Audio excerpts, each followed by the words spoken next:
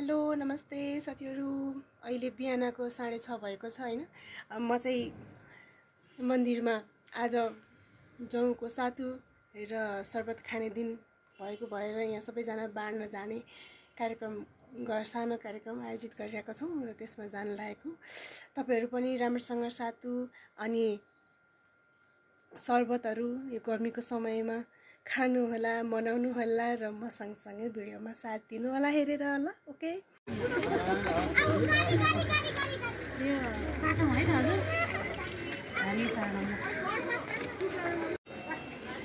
यो शरबत बाँड्न सुरु हुँदैछ महादेवस्थान मन्दिरमा।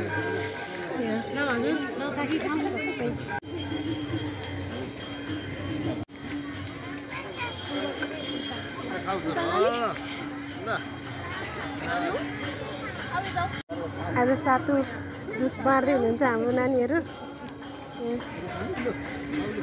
राधाकृष्ण गुरुबाट आयोजित कार्यक्रम हैन।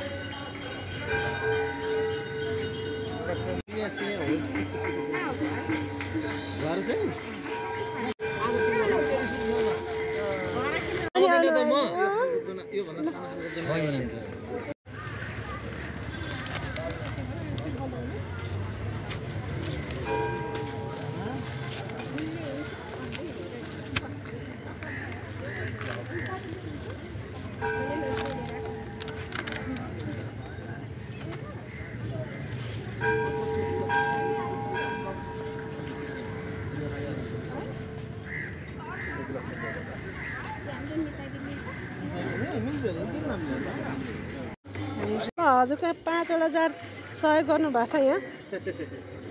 भिडियो खिच्नु हो मैले हल्का तपाईको पनि सहयोग जाओस् न भनेर नि। हजुरको चाहिँ नाम के पर्यो दाइ? मेरो त एरिक बराइली हो। ए हस् हस् धन्यवाद है हजुरलाई। तल भइसक्यो यहाँ यसरी जार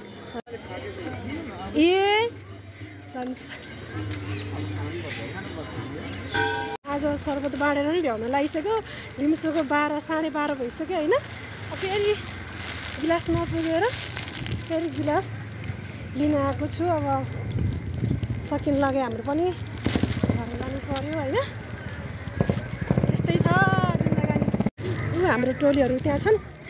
अब मन्दिरमा पनि सबैजना सकिन लागिसक्यो। अब 3 जार सकेपछि हामी पनि घरतिर जाने। अब हामी सकिन लाग्यो। अब जान लाग्यो। यहाँ नानी हुनुहुन्छ एकजना अनि एकजना। आज सुन्ता नानी हराउनु भयो। यो रमाइलो भइरहेछ, पूजा कार्यक्रम भइरहेछ। यता शरबत बाँड्दैछौँ। लाउनु यहाँ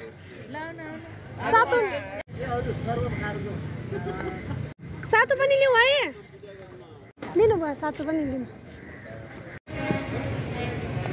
यहाँ कार्यक्रम भइरहेछ। बिहे पनि आइरहेछ। कसैको बिहे पनि भइरहेछ यहाँ मन्दिरको लागि। अब हाम्रो कार्यक्रम सकिन लागिसक्यो। लगभग आधै भइसक्यो होइन। दिनको 12-1 भइसक्यो। अब शरबतहरू सातुहरू खाएर आजको दिन सक्यो। अब तपाईँहरू पनि यसरी नै रमाइलो गरेर मनाउनु होला घरमा बसेर होइन। त्यस्तै छ हाम्रो जिन्दगानी। अनि बिहे पनि भइरहेछ महादेवस्थानमा 2-3 जनाको। त्यही भएर धेरै नै झाउझाउ आइरहेछ। राम्रोसँग खानु होला। हामी त अब गयौँ घरतिर।